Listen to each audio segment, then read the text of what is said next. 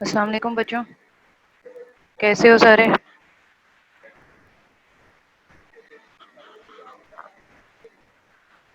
ठीक ठाक हो?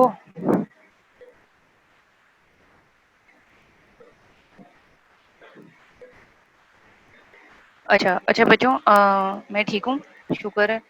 और हम लोग कल जीनोमिक इंस्टेबिलिटी पे हमने छोड़ा था, ठीक है, वहाँ से ही स्टार्ट करते हैं। थोड़ा सा जीनोमिक इंस्टेबिलिटी को देख लेते हैं। मैं ठीक हूँ बच्चे, थैंक यू। जेनोमिक इंस्टेबिलिटी का टॉपिक हमने जेनेटिक्स में भी पढ़ा था कि ऐसे जेनेटिक चेंजेस जो कि म्यूटेशन रेट को इंक्रीज करते हैं, ठीक है, वो कैंसर में बहुत ज़्यादा कॉमन है। और दैट और ऐसी चीज़ें कैंसर को आगे लेके बढ़ती हैं with the help of driver mutation, ठीक है। जैसे हम काफ़ी सारे केमिकल रेडिएशन सनलाइट से हर वक्त एक्सपोज होते हैं, ये म्यूटाजेनिक होती हैं जो हमारी बॉडी में सेल्स में म्यूटेशन कॉज कर सकती हैं, हमारा डीएनए डैमेज करती हैं, ठीक है। अच्छा, फिर इस तरह हमने role of tumour suppressor gene देखा है इसमें जेनोमिक इंस्टेबिलिटी में, कि जो कि हमारे जीनोम को प्रोटेक्ट करता है, which act as a tumour suppressor gene, हमारे डीएनए डैमेज को रिपेयर करेगा, जीनोम की इंटेग्रिटी को मेंटेन करता है, ठीक है। और जो individual inherited defects of DNA repair के साथ पैदा होते हैं वो इंक्रीज रिस्क होते हैं फॉर कैंसर, ठीक है। अच्छा, आगे कुछ हेरिडिटरी डिसऑर्डर्स हैं, ठीक है। जैसे पहला डिसऑर्डर आपकी बुक में लिखा हुआ है hereditary non polyposis colon cancer syndrome, ठीक है। ये बेसिकली एक ऑटोसोमल डोमिनेंट डिसऑर्डर है, ठीक है। It is characterised by familial carcinomas of the colon which affect predominantly the caecum and proximal colon, ठीक है। इसमें बेसिकली क्या डिफेक्ट होता है, ये बेसिकली लार्ज इंटेस्टाइन का कैंसर होता है, फेमिलियल है, मतलब फैमिलीज में रन कर रहा है, जेनेटिक इसमें म्यूटेशन हो जाती है, ठीक है। और इसमें डिफेक्ट होता है फैमिली ऑफ जीन्स जो कि ग्रुप ऑफ प्रोटीन्स को इनकोड करती हैं, जो कि सारी काम करती हैं डीएनए मिसमैच रिपेयर के लिए, ठीक है। मतलब डीएनए मिसमैच जो रिपेयर जीन है ना, उसमें मसला हो जाता है। अब when a strand of DNA is replicated these protein act as spell checkers, ठीक है।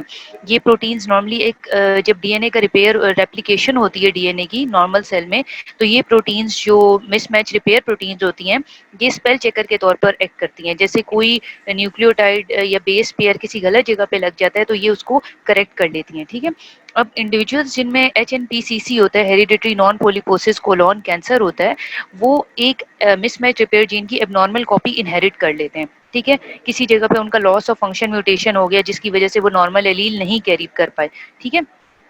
तो ऐसे लोगों के अंदर मतलब बाय एरर उनके अंदर जो ट्यूमर सप्रेसर जीन है वो इनएक्टिव हो जाएगा, ठीक है। विद टाइम इन लोगों में कैंसर डेवलप हो जाता है, ठीक है। पहले पोलिपोसिस इसलिए कहते हैं क्योंकि इसमें पहले पोलिपोइड लीजन्स बनती हैं, ठीक है, पॉलिप्स वगैरह बन जाते हैं कोलोन के अंदर, और मतलब 10-20 साल के बाद फिर वो कैंसर में बदल जाता है। अच्छा, फिर इस तरह हॉलमार्क होता है ऐसे पेशेंट्स का जिसमें मिसमैच रिपेयर डिफेक्ट होता है माइक्रोसेटेलाइट इंस्टेबिलिटी का, ठीक है। इंस्टेबिलिटी जैसे नाम से पता लग रहा है स्टेबल नहीं है, और माइक्रोसेटेलाइट्स का मतलब ये है कि बहुत छोटे लेवल पे रिपीटिशन होती है 1 to 6 न्यूक्लियोटाइड की जीनोम के अंदर। माइक्रोसेटेलाइट्स क्या होते हैं, tandem repeats of 1 to 6 nucleotides found through out the genome. और नॉर्मल पीपल के अंदर जो माइक्रोसेटेलाइट्स होते हैं ये कांस्टेंट रहते हैं, लेकिन जो एचएनपीसीसी के पेशेंट्स होते हैं ना, उनमें ये माइक्रोसेटेलाइट्स अनस्टेबल होते हैं। ट्यूमर सेल्स के अंदर इनकी लेंथ इंक्रीज और डिक्रीज होती रहती है, ठीक है। और जो क्रिएटिंग एलील्स होते हैं normal sales of same patients में नहीं, मतलब ये नहीं पाए जाते, ठीक है। अच्छा, अब वेरियस जितने भी मिसमैच रिपेयर जीन्स हैं, at least 4 are involve in pathogenesis of HNPC. काफी सारे मिसमैच रिपेयर जीन्स है ना, इस तरह दो हैं, जिस तरह MSH2 एंड MLH1 जीन, ठीक है, जिसकी जर्म लाइन म्यूटेशन होती है एचएनपीसीसी में, ठीक है। और ये नॉर्मली कोडिंग इनकी किस तरह से होती है, through transforming growth factor beta receptor two transform ये TCF component of the beta catenin pathway BAX and other oncogenes, ठीक है। ये इनके अंदर इन जीन्स के थ्रू इनकी जिसे कहते हो म्यूटेशन होती है, स्टार्ट होती है एचएनपीसीसी में। लेकिन जो जर्म लाइन म्यूटेशन, अगर तुम लोगों को एमसीक्यू आए कि एचएनपीसीसी में जर्म लाइन म्यूटेशन कौन से दो मिसमैच रिपेयर जीन्स की वजह से होती है, दे आर MSH2 MLH1, ये अंडरलाइन कर लो। अच्छा, फिर दूसरी कंडीशन आपकी बुक में लिखी हुई है जीरोडर्मा पिगमेंटोजम, ठीक है। जैसे पिगमेंट का जिक्र है, इसका मतलब है कि पिगमेंटेशन से रिलेटेड कोई डिसऑर्डर होगा, ठीक है। डर्मा का जिक्र है, इसका मतलब है कि ये स्किन से रिलेटेड होगा, ठीक है। इसमें भी यही होता है कि इनहेरिटेड डिसऑर्डर होता है डीएनए रिपेयर का, ठीक है। पेशेंट्स इंक्रीज रिस्क पे होते हैं कैंसर के, किस वजह से? Due to exposure to ultraviolet lights contained in the sun rays. ठीक है, सन रेज से जो अल्ट्रावायलेट रेज निकलती हैं वो स्किन को डैमेज कर देती हैं। ठीक है, और जो अल्ट्रावायलेट रेडिएशन होती है ये क्या करती हैं, जो पिरामिडीन रेजिड्यूज है ना, जो हमारे न्यूक्लियोटाइड्स प्यूरिन पिरामिडीन वगैरह हैं, ठीक है, उसकी क्रॉस लिंकिंग कर देती हैं, नॉर्मल डीएनए रेप्लिकेशन को होने से रोकती हैं। ठीक है, नॉर्मली ये डीएनए डैमेज जो है वो रिपेयर हो जाता है with the help of excision repair system. ठीक है, अब जिस तरह वहां पे मिसमैच रिपेयर थी, यहाँ पे कुछ प्रोटीन्स इन्वॉल्व हैं जिनका नाम है न्यूक्लियोटाइड एक्सीजन रिपेयर प्रोटीन्स। ठीक है, और इनमें से किसी का लॉस अगर हो जाए तो हम कहते हैं कि जीरोडर्मा पिगमेंटोजम हो गया है। न्यूक्लियोटाइड एक्सीजन रिपेयर प्रोटीन वहां थी, मिसमैच रिपेयर जीन्स की म्यूटेशन, यहाँ हुई है न्यूक्लियोटाइड एक्सीजन रिपेयर प्रोटीन्स की म्यूटेशन। फिर तीसरा आप लोगों की बुक में लिखा हुआ है diseases with defect in DNA repair by homologous recombination.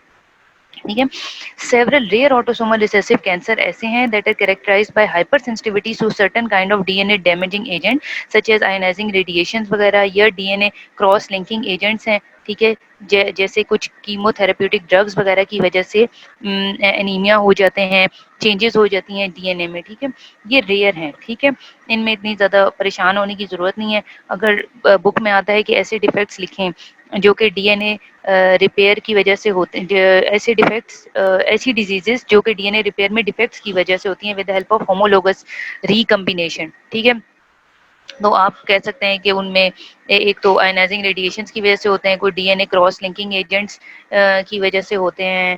ठीक है, ये आप डिस्क्राइब कर सकते हो, ये इतना इम्पोर्टेंट नहीं है। अच्छा, आगे कुछ जीन्स का वो जिक्र कर रहा है जो कि डिजीज है जिसको हम कहते हैं एटेक्सिया टेलेंजियोक्टेजिया एटीएम। ठीक है, उसमें डीएनए डैमेज होता है with the help of ionising radiations. ठीक है, उसमें क्या होता है, उसको हम ब्लूम सिंड्रोम भी कहते हैं, ये जैसे पीछे लिखा हुआ था ना, ये ब्लूम सिंड्रोम एंड एटेक्सिया टेलेंजियोक्टेजिया। ठीक है, इसमें प्री डिस्पोजिशन है इस सिंड्रोम के अंदर to a broad spectrum of tumour. अब इसमें डिफेक्टिव जीन्स जो हैं वो इनकोड करते हैं हेलिकेस को। ठीक है, ये एक एंजाइम है that participates in DNA repair by homologous recombination. ठीक है, ये एक टर्म है होमोलोगस रिकम्बिनेशन जिसके थ्रू डीएनए की रिपेयर होती है। इसके अलावा दूसरी हमने टर्म पढ़ी थी फैनकनीज अनीमिया, जिसमें 13 जीन्स होते हैं और इनमें म्यूटेशन अगर हो जाए स्पेसिफिकली BRCA2 की, तो फिर फेनकनी एनीमिया की तरफ पेशेंट चला जाता है। और फीमेल जो ब्रेस्ट कैंसर के साथ हैं उनमें ये ज़्यादा पाया जाता है। इस तरह फीमेल्स में दो जीन्स हैं जो कि ब्रेस्ट कैंसर की तरफ लेके जाती हैं, BRCA1 एंड BRCA2। ये अंडरलाइन कर लें क्योंकि इसमें ये बहुत इंपॉर्टेंट है, यूएचएस में आ सकता है कि कौन से दो जीन्स हैं जो कि फेमिलियल ब्रेस्ट कैंसर, जिसमें अक्सर फीमेल्स हैं, अगर किसी की नानी दादी में किसी को इस जीन की म्यूटेशन हुई हुई है, ठीक है, हो सकता है कि आगे नवासी में या पोती में किसी में ये BRCA1 की म्यूटेशन कैरी कर जाए। ठीक है, और इसके अलावा ये भी अंडरलाइन करो कि जिन पेशेंट में BRCA1 की म्यूटेशन होती है उनमें हाई रिस्क होता है ओवेरियन कैंसर का, और अगर मेल्स में आ गया ये जीन, ठीक है, तो उसमें हाई रिस्क होता है प्रोस्टेट कैंसर का। ठीक है, ब्रेस्ट कैंसर के साथ साथ ओवेरियन कैंसर का भी इसमें हाई रिस्क होता है BRCA1 म्यूटेशन के साथ। ठीक है, इसके अलावा अगर किसी में BRCA2 जीन की म्यूटेशन है तो उसमें इंक्रीज रिस्क है एक तो ब्रेस्ट कैंसर का, बोथ मैन एंड वुमेन, मर्दों और औरतों दोनों में।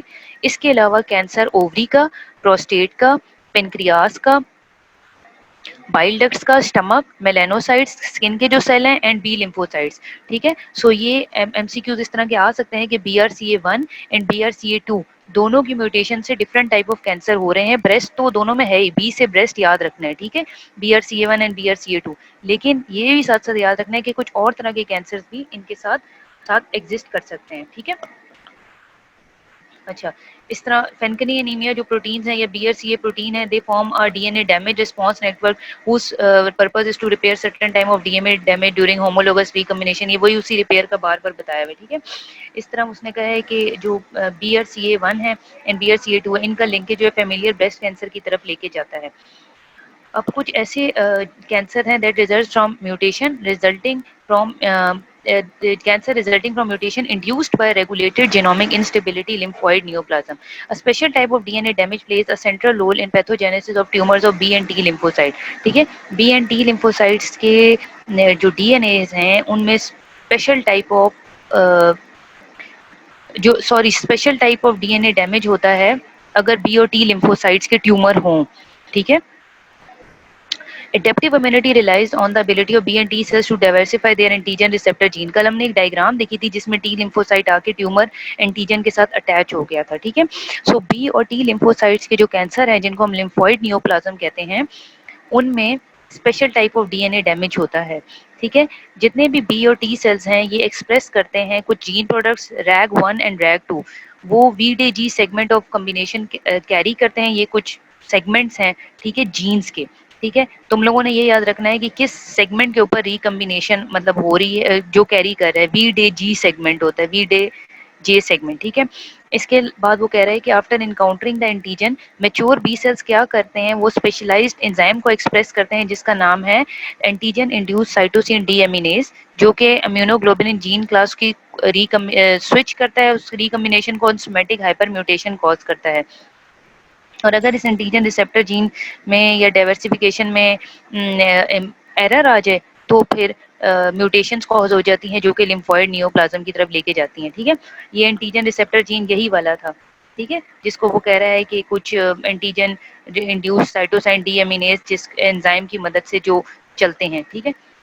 अच्छा, अब ये तो क्लियर हो गया कि बी और टी सेल्स में ठीक है कुछ जीन्स होते हैं, ठीक है, जो कि एंटीजन रिसेप्टर जीन्स के तौर पे एक्ट करते हैं, ठीक है, और अगर उनकी म्यूटेशन हो जाए तो फिर लिम्फोइड नियोप्लाज्म कॉज होते हैं। अच्छा, अब पुश टाइप के कैंसर हैं जो कि इन्फ्लेमेशन के साथ चलते हैं, ठीक है, जैसे कुछ infiltrating cancers हैं which provoke a chronic inflammatory reaction leading some to liken them to wounds that do not heal, ठीक है। अब जिस तरह कुछ पेशेंट्स हैं जिनमें एडवांस कैंसर चल रहा होता है, ठीक है, इन्फ्लेमेटरी रिएक्शंस भी साथ चल रहे होते हैं, जिन जैसे साइन और सिम्टम्स आना शुरू हो जाते हैं ऐसे पेशेंट में, जैसे एनीमिया के साथ, ठीक है, ज़्यादातर पेशेंट्स में एनीमिया होता है, बिल्कुल पेल होते हैं कैंसर के पेशेंट, फटीग, आसानी से थक जाना, या केकेक्सिया होता है कि ये वेट लॉस वगैरह होना शुरू हो जाता है, ठीक है। जैसे कहना है ना बिल्कुल गलना सड़ना शुरू हो जाती है बॉडी आहिस्ता आहिस्ता टाइम के साथ, ठीक है। So inflammatory cell also modify the local tumour micro environment to enable many of the hallmarks of cancer. These effects may stem from direct interaction between inflammatory cell and tumor cell, or through indirect effect of inflammatory cell on other resident stromal cell, particularly cancer associated fibroblast and endothelial cells. So tumour cells एक तो direct interaction से भी between inflammatory cell, मतलब ये जो effects होते हैं ये सारे ये डायरेक्ट इंटरेक्शन से पैदा होते हैं, ये जो फटीग वगैरह होना, केकेक्सिया वगैरह, between inflammatory cell and residual जो स्ट्रोमल सेल्स हैं, particularly cancer associated fibroblast and endothelial cells. अच्छा, अब किस तरह से ये इन्फ्लेमेशन आगे लेके चलते हैं कि release of factor that promote proliferation. अब जितने भी इन्फ्लेमेटरी सेल्स हैं, ल्यूकोसाइट्स हैं या एक्टिवेटेड स्ट्रोमल सेल्स हैं, ठीक है, they have been shown to secrete a wide variety of growth factors. ये हमने काफी पीछे पढ़ा है, जैसे एंडोथेलियल ग्रोथ फैक्टर है, vascular endothelial growth factor, proteases, जो कि एक्स्ट्रा सेलुलर मैट्रिक्स से ग्रोथ फैक्टर रिलीज करती हैं। इसके अलावा रिमूवल ऑफ ग्रोथ सप्रेसर, जब एपिथेलियल सेल्स की ग्रोथ होती है तो वो it is suppressed by cell to cell and cell to extra cellular matrix interaction. फिर प्रोटीएजेस रिलीज होते हैं बाय इन्फ्लेमेटरी सेल्स जो कि एडिशन मॉलिक्यूल्स को फर्दर डिग्रेड करते हैं, जिसकी वजह से जो ई कैडरिन का वो हमने बैरियर पढ़ा था ना वो टूटता जाता है, ठीक है। फिर इसके अलावा सेल की इनहेंस रेजिस्टेंस हो जाती है टुवर्ड्स सेल डेथ, जितने भी इन्फ्लेमेटरी सेल्स हैं वो मजीद उसको आगे खराब कर रहे हैं, डिटैच करते हैं एपिथेलियल सेल्स को बेसमेंट मेम्ब्रेन के साथ, ठीक है, सेल टू सेल इंटरेक्शन को तोड़ते हैं और सेल डेथ की तरफ एनोइक ओइकिस जो हमने कल पढ़ा था, particular form of cell death जिसमें cell to cell interaction break होती है, डिटैच होती है, वो होती जाती है, ठीक है।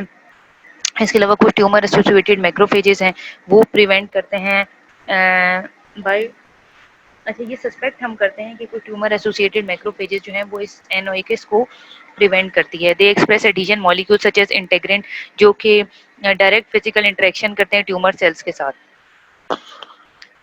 अच्छा, फिर इंड्यूसिंग एंजियोजेनेसिस, जितने भी इन्फ्लेमेटरी सेल्स होते हैं वो कुछ ऐसे फैक्टर्स प्रोड्यूस करते हैं जैसे वैस्कुलर एंडोथेलियल ग्रोथ फैक्टर जो कि एंजियोजेनेसिस को स्टिमुलेट करते हैं, ठीक है। फिर इसके अलावा जो प्रोटीएजेस हमने पीछे पढ़ा है जो इन्फ्लेमेटरी सेल्स रिलीज कर रहे हैं फ्रॉम मैक्रोफेजेस, वो क्या करते हैं फर्दर रीमॉडलिंग करते हैं एक्स्ट्रा सेलुलर मैट्रिक्स की, ठीक है। कुछ फैक्टर जैसे tumour necrosis factor, endothelial growth factor directly stimulate करते हैं ट्यूमर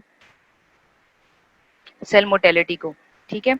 इस तरह कुछ factors release from stromal such as transforming growth factor beta, वो भी प्रमोट करते हैं एपिथेलियल मेसेंकाइमल ट्रांजिशंस को, which is a key event in the process of the invasion and metastasis. ठीक है, इसको भी अंडरलाइन कर लो कि कुछ फैक्टर जैसे ट्रांसफॉर्मिंग ग्रोथ फैक्टर बीटा वगैरह हैं, वो डायरेक्टली स्टिमुलेट करते हैं या डायरेक्टली रोल प्ले करते हैं प्रोसेस ऑफ इन्वेजन में।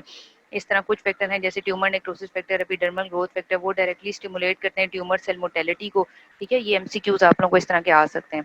फिर ट्यूमर्स के इम्यून सिस्टम को हमारे डिस्ट्रक्शन में भी रोल प्ले करते हैं, जितने भी इन्फ्लेमेटरी सेल्स होते हैं।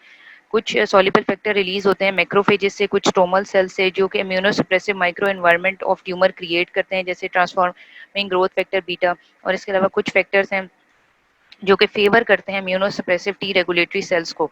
ठीक है, और CD8 positive cytotoxic T cells के फंक्शन को कम करते हैं। Cytotoxic T CD8 positive T cells जो आके अटैच हुए थे ट्यूमर एंटीजन के साथ, और उसको कोशिश कर रहे थे कि बॉडी की इम्यूनिटी खराब ना हो। ठीक है, और वो ट्यूमर एंटीजन सेल को खत्म करने की कोशिश कर रहे थे। ठीक है, सो यहाँ पे कुछ फैक्टर्स ऐसे रिलीज होंगे, मैक्रोफेजेस रिलीज करेगा जो इम्यूनोसप्रेसिव माइक्रो एनवायरनमेंट क्रिएट करेगा। ठीक है, इसके अलावा कुछ कैंसर मॉडल्स में रिसर्च के बाद भी पता लगा है कि कुछ मैक्रोफेजेस साइटोकाइंस वगैरह रिलीज करते हैं। ठीक है, जो कि कैंसर के इमरजेंस में रोल प्ले करते हैं।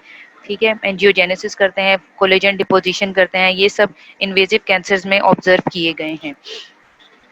इस तरह कुछ कॉक्स2 इनहिबिटर्स हैं जो कि डिक्रीज करते हैं incidence of colonic adenomas and are approved for the patient of familial adenomatous polyposis. ठीक है, कॉक्स2 इनहिबिटर्स जैसे हम ये एस्पिरिन वगैरह और ये चीजें यूज करते हैं ना, ये सारे कॉक्स2 इनहिबिटर्स होते हैं।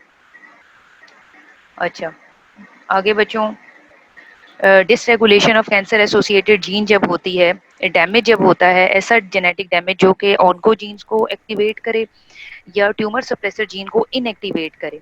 ठीक है, अच्छा, ये आप लोगों को बात पता होना चाहिए कि प्रोटो ऑन्कोजीन, जैसे यहाँ पे पॉइंट म्यूटेशन लिखी हुई है, प्रोटो ऑन्कोजीन में किस वजह से चेंज होता है? With the help of point mutation.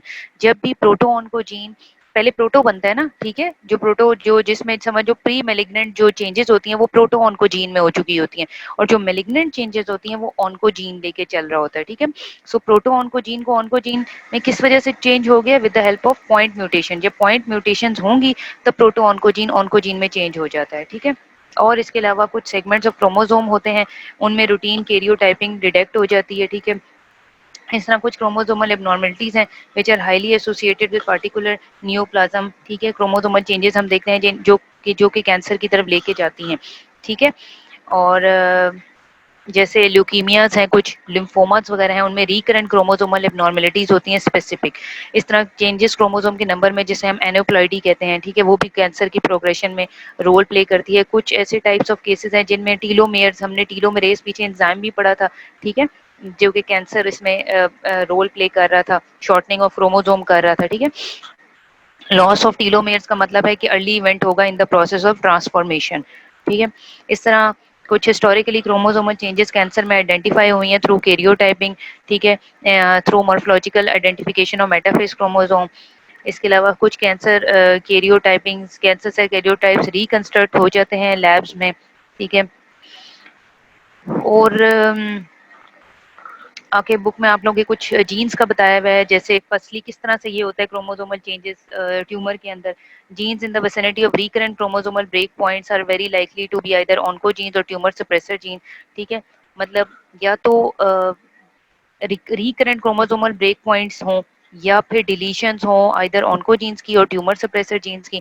अब यहाँ कुछ ऑन्कोजीन्स के नाम लिखे हुए हैं, MYC, BCL2, ABL। यहाँ पे ट्यूमर सप्रेसर जीन्स आपको पता है, जैसे RB है, P53 है, APC है। सेकेंडली क्या होता है, कुछ कैरियोटिपिक एबनॉर्मेलिटीज की अपनी डायग्नोस्टिक वैल्यू होती है। ठीक है, और टेस्ट जो डिटेक्ट करते हैं या क्वांटिफाई करते हैं BCR, ABL फ्यूजन जीन्स या मैसेंजर RNA, जिस तरह CML, हमने एक डायग्राम पढ़ी थी, 2 डायग्राम पीछे, CML और AML वगैरह किस तरह होता है। बर्किट लिम्फोमा हमने पीछे पढ़ा था किस तरह से होता है। ठीक है, ये फ्यूजन जीन्स होते हैं, जिनमें गड़बड़ होती है तो आगे कैंसर चलता है। ठीक है, अब इन फ्यूजन जीन्स को कुछ टेस्ट डिटेक्ट कर लेते हैं, जैसे BCR, ABL फ्यूजन जीन्स को कुछ टेस्ट होते हैं जो डिटेक्ट कर लेते हैं और बता देते हैं आपको। इस तरह कुछ क्रोमोसोमल ट्रांसलोकेशंस होंगी, any type of chromosomal rearrangement जैसे ट्रांसलोकेशन, इन्वर्जन, एम्प्लीफिकेशन और even deletion, they can activate proto oncogene, but chromosomal translocation is the most common mechanism जो अब तक देखा जाता है, ठीक है। और translocation can activate proto oncogenes in two way, दो तरह से एक्टिवेट कर देती है, बाय प्रोमोटिंग या प्रोमोटर या इनहेंसर सब्स्टिट्यूशन, ठीक है, in which translocation results in the over expression of proton को जीन, और दूसरा by formation of a fusion gene in which the coding sequence of two genes are fused in part or whole, ठीक है, leading to expression of a novel chimeric protein with oncogenic properties।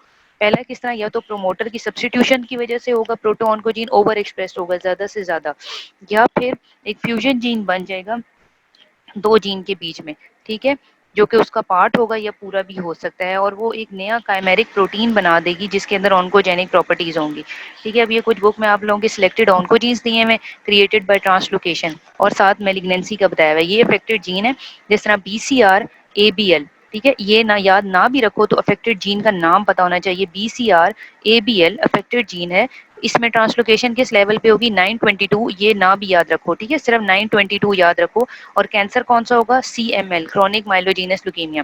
फिर यहाँ देखो कौन से jeans की mutation हो रही है, AML ETO PML रारा, ठीक है, A21 पे AML पे म्यूटेशन होगी और ETO में 15-17 पे होगी और AML कैंसर होगा, ठीक है, इस टेबल को इस साइड से पढ़ो, ठीक है। फिर अफेक्टेड जीन्स कौन सा होगा, MYC अगर हो, IGH हो तो उसमें कौन से क्रोमोसोम लेवल पे म्यूटेशन होगी, 8 और 14 क्रोमोसोम पे, और बर्केट लिम्फोमा होगा, ठीक है। ये MCQs इस तरह से आते हैं बच्चों, इवन ये ऑस्कीज में भी आप लोगों को आए हुए होते हैं, अगर पैथोलॉजी में जब ऑस्कीज आती हैं कि आप लोगों से पूछा जाए कि अच्छा बताओ कि दो सिलेक्टेड ऑन्कोजीन्स बता दो और उनसे रिलेटेड मेलिग्नेंसी, अब तुम लिखोगे कि ट्रांसलोकेशन हुई क्रोमोसोम लेवल पे 922 पे और CML हो गया, फिर क्रोमोसोमल 8-14 के लेवल पे ट्रांसलोकेशन हुई, बर्केट लिम्फोमा हो गया, फिर फॉलिकुलर लिम्फोमा किस तरह से होगा, अगर क्रोमोसोमल 14 और 18 पे ट्रांसलोकेशन होगी, प्रोस्टेटिक एडिनोकार्सिनोमा कब होगा, अगर क्रोमोसोमल लेवल 721 या 17-21 पे ट्रांसलोकेशन होगी। ये MCQs में आते हैं बच्चों, ठीक है, ये याद रखने हैं, ये गंद नहीं आएगा, ये जो Q24 Q13 ये नहीं आता ना, ये नंबर्स पूछे जाते हैं,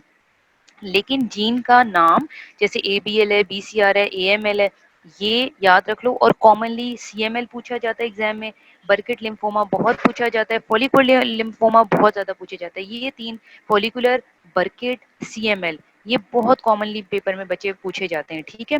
AML भी हाँ कोई कुछ पूछ लेते हैं जैसे 821 15 17, so you have to memorize CML AML Burkitt and follicular, ये बहुत इंपॉर्टेंट है। एविन सार्कोमा भी अगर किसी को तंग करना तो वेविंग सार्कोमा भी पूछ लेता है, लेकिन ये 1122 याद रखना जरा आसान है, 1122, ठीक है। अच्छा, over expression of proto oncogene is caused by translocation, जैसे बर्केट लिम्फोमा में हमने पीछे देखा है, ठीक है। बर्केट लिम्फोमा में किस क्रोमोसोमल की ट्रांसलोकेशन हो रही थी, MYC IGH, ये बच्चों MYC IGH, ये MCQ आ जाता है इस तरह, बर्केट लिम्फोमा से बहुत सारे MCQs आते हैं, इसकी ट्रांसलोकेशन पूछी जा सकती है, इसमें अफेक्टेड जीन पूछा जा सकता है, ठीक है। इसमें कौन सा प्रोसेस होता है, ट्रांसलोकेशन का प्रोसेस होता है, कौन से जीन पे होता है, MYC जीन पे होता है, ठीक है। इस तरह के आप लोगों से MCQs आते हैं, और जेनेटिक नोटेशन कौन सी होती है, 814 की, ठीक है। सो बर्केट लिम्फोमा पे ट्रांसलोकेशन बहुत दफा एग्जाम में आती है, कौन सा जीन एक्सप्रेस्ड होता है, ठीक है, कौन से लेवल पे होता है, कौन सा क्रोमोसोम नंबर होता है, तो ये आप लोगों ने याद रखना है। इस तरह बहुत सारी एग्जांपल्स हैं और ट्रांसलोकेशंस की जो कि ऑन्कोजीन्स को इन्वॉल्व करती हैं और लिम्फोइड न्यूप्लाज्म कॉज करती हैं, जिनमें टू प्लेसेस पे जीनोम की साइमल्टेनियसली ब्रेक डाउन होती है, डीएनए के फ्री डीएनए एंड्स आपस में ज्वाइन करके बना देते हैं, न्यू क्लास स्विचिंग या रिकम्बिनेशन हो जाती है, ठीक है। अच्छा, अब कुछ फिलाडेल्फिया क्रोमोसोम की एग्जांपल है जो कि कैरेक्टरिस्टिक है CML का, और B cell acute lymphoblastic leukaemia में ये क्रोमोसोम होता है, ठीक है। CML जैसे पीछे बताया हुआ, CML में कौन से जीन की रेप्लिकेशन हुई, ये ट्रांसलोकेशन हुई थी, BCR ABL और 922 पे, ठीक है। यहाँ पे भी वही बताया हुआ है, ABL BCR, ठीक है, और 922, ठीक है। ये क्रोमोसोम्स को बेसिकली BCR फ्यूजन जीन जो कि क्रोमोसोम 22 पे होता है, ठीक है, उसको हम कहते हैं फिलाडेल्फिया क्रोमोसोम, ठीक है। अगर फिलाडेल्फिया क्रोमोसोम MCQ में पूछा हुआ है या BCR ABL फ्यूजन जीन की वजह से कौन सी मेलिग्नेंसी होती है, तो वो होती है CML क्रॉनिक माइलॉइड ल्यूकीमिया, ठीक है, CML याद रखनी है बच्चों, ये इंपॉर्टेंट MCQs हैं। अच्छा, इस तरह ये भी वही चीज़ बताई हुई है, ठीक है। इस तरह कुछ एएमएल की एग्जांपल्स दी हुई हैं कि एएमएल में या पीएमएल रारा फ्यूजन जीन की वजह से कौन-सी होती हैं, तो ये टेबल बच्चों बेसिकली याद कर लेना, ठीक है, ये जो पीछे बताया हुआ है, ठीक है। इस तरह कुछ नॉर्मल ग्रेनुलोसाइड प्रोजेनेटर आप लोगों की बुक में बताए हुए हैं, ठीक है। रिप्रेसर बताया हुआ है, ट्रांसक्रिप्शनल रिप्रेसर हुई है रारा जीन पे बताया हुआ है, ठीक है। यहाँ पे देखो differentiation into short live PMN, यहाँ पे बताया हुआ है पोलीमॉर्फो न्यूट्रोफिल और ये क्यूट प्रोमाइलोसिटिक ल्यूकीमिया का फंक्शन बताया हुआ है किस तरह से होता है। ट्रांसक्रिप्शनल रिप्रेशन होती है, यहाँ पे आके रिप्रेसर अटैच हो जाता है, ये ट्रांसक्रिप्शनल रिप्रेशन यहाँ पे नहीं होगी, ब्लॉक्ड हो जाएगी अगर एक्यूट ल्यूकीमिया है, ठीक है। और अगर तो यहाँ पे डिफरेंशिएशन और malignant promyelocyte into short live PMN हो रही है, हेमाटोलॉजिक रिप्रेशन हो रही है, तो यहाँ पे एक्टिवेटर आके रिप्रेसर को हटा देगा, ठीक है। और यहाँ से एक्टिवेशन ऑफ जीन ट्रांसक्रिप्शन उसी तरीके से नॉर्मल जैसे यहाँ पे हो रही थी वो यहाँ पे होगी, ये नॉर्मल बताया हुआ है, ठीक है। और ये एक्यूट प्रोमाइलोसिटिक ल्यूकीमिया का बताया हुआ है, ठीक है। अच्छा, अब फ्यूजन जो जीन्स होते हैं they encode a chimeric protein which consist of a part of protein called PML and a part of retinoic acid receptor alpha. ये पीछे इसी डायग्राम को ये एक्सप्लेन किया हुआ है, ठीक है। नॉर्मल जो रेटिनोइक एसिड रिसेप्टर अल्फा हैं they bind to DNA and activate transcription, ठीक है, जैसे इस यहाँ पे बताया हुआ है, ठीक है। Among the retinoic acid receptor responsive genes are number that are needed for differentiation of myeloid progenitor into neutrophils, ठीक है। ये भी सारा पीछे बुक में बताया हुआ है, ठीक है। और पीएमएल जो R retinoic acid receptor alpha onco proteins हैं, उनकी डिमिनिश्ड एफिनिटी हो जाती है फॉर रेटिनॉइड, ठीक है। और साथ उनकी in this unligated channel it retains the capacity to bind DNA but instead of activating transcription it inhibits the transcription। ये दूसरी डायग्राम में बताया हुआ है आप लोगों को, ठीक है। और किस तरह से ये नॉर्मल बोन मैरो एलिमेंट्स को रिप्लेस कर देते हैं, ठीक है। ये जितने भी एक्यूट माइलॉइड ल्यूकीमिया है, एक्यूट प्रोमाइलोसिटिक ल्यूकीमिया है जिसमें पीएमएल रारा फ्यूजन जीन इन्वॉल्व हो रहा है, ठीक है। यहाँ पे जिस तरह यहाँ पे देखो ना, यहाँ पे ये नहीं अटैच हुआ था, यहाँ पे ये नॉर्मल है, ठीक है। यहाँ पे ये जीन अटैच नहीं हुआ है, ठीक है। आर ए तो ब्लॉक्ड हो गई है, डिफरेंशिएशन एक्यूट ल्यूकीमिया की तरफ चला गया, ठीक है। अच्छा, जब फार्माकोलॉजिकल डोजेस में देते हैं तो जितने भी ट्रांस रेटिनोइक एसिड्स हैं they bind to PML R retinoic acid receptor alpha and cause a conformational genes that results in the displacement of repressor complexes और एक्टिवेट कर देते हैं ट्रांसक्रिप्शन को। ये एक्सचेंज ना सिर्फ जीन की एक्सप्रेशन को ब्लॉक कर देती है बल्कि डिफरेंशिएट करती है, causes the neoplastic myeloid progenitors to differentiate into neutrophils and die clearing the marrow over several days and allowing for recovery of normal haematopoiesis, ठीक है। ये बेसिकली यही जो ब्लड के कैंसर हैं इनका बता रहा है, ठीक है, कि उसमें किस तरह से नॉर्मल जब थेरेपी स्टार्ट करते हैं, ठीक है, वो किस तरह से होती है differentiation therapy in which immature tumour cells are induced to differentiate into their mature progeny have limited time span. It has also spurred effort to develop drugs that target other nuclear oncoprotein despite the inherent difficulty of the problem।